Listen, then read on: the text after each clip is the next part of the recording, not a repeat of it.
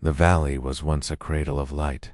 Its fields were golden in the summer, its rivers clear and singing. But now, even in daylight, the sun seemed afraid to linger.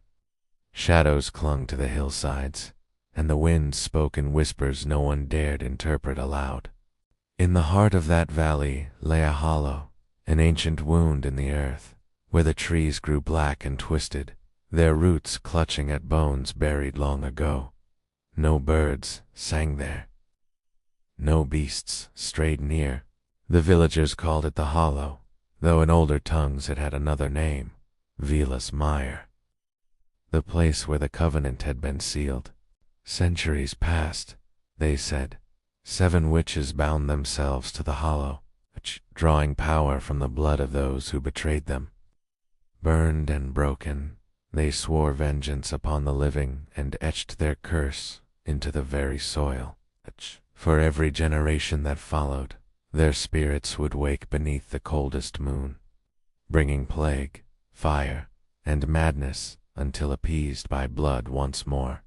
The elders knew the signs, the stillness before midnight, scent of ash before fire, the crows circling the church steeple, and when those omens returned, the prayers began. But this year, prayer would not be enough. The night began with silence. Ka. Even the crickets fell mute. Ka. Lanterns guttered in the streets as a low mist crept through the town of Hollowmere. From the churchyard, the old bell tolled once, though no one was there to pull the rope. Inside shuttered homes, children whispered beneath quilts, clutching charms of bone and string. Their mothers hummed hymns through trembling lips. In the chapel, the elders gathered, clutching the book of ash, its pages written in the language of the dead.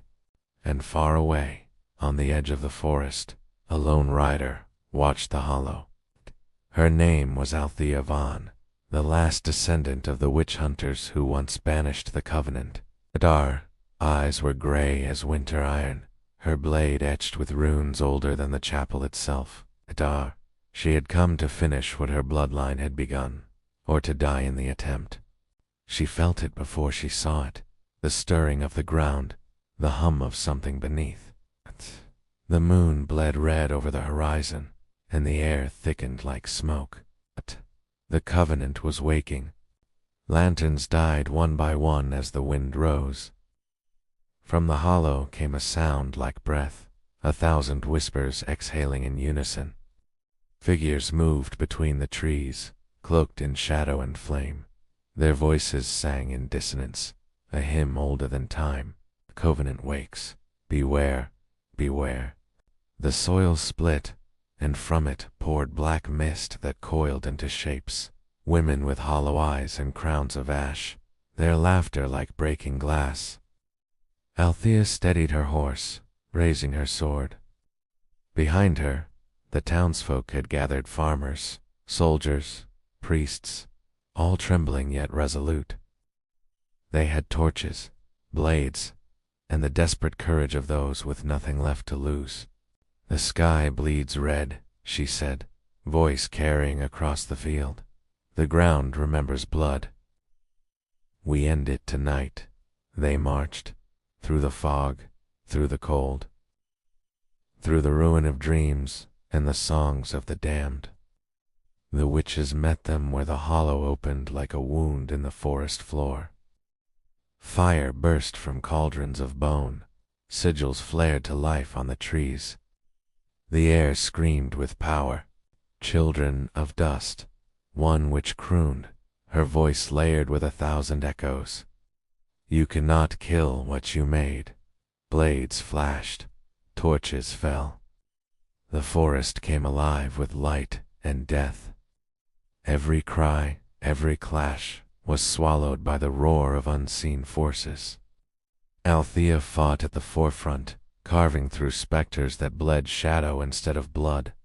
The witch's laughter turned to shrieks as she drove her blade into the ground, reciting the rite her ancestors had forbidden, a binding older than fire. Blood to earth and ash to sky, by fire's birth, the curse shall die. The witches screamed as their power unraveled. One by one, their candles extinguished, the light dying in their hollow eyes.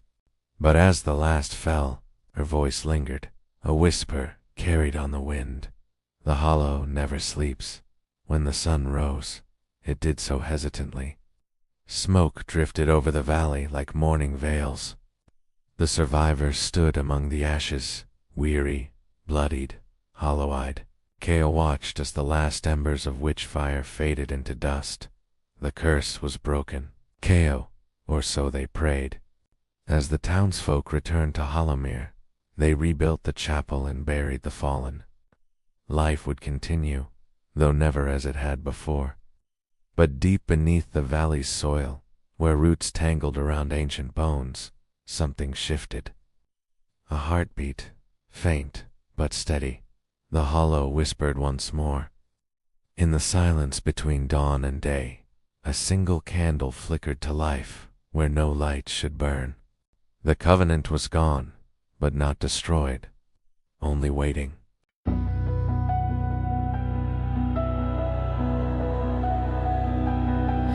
In the valley's heart, beneath the moon's cold stare, the covenant wakes, beware, beware. Their voices call from the blackened glade, and the night obeys.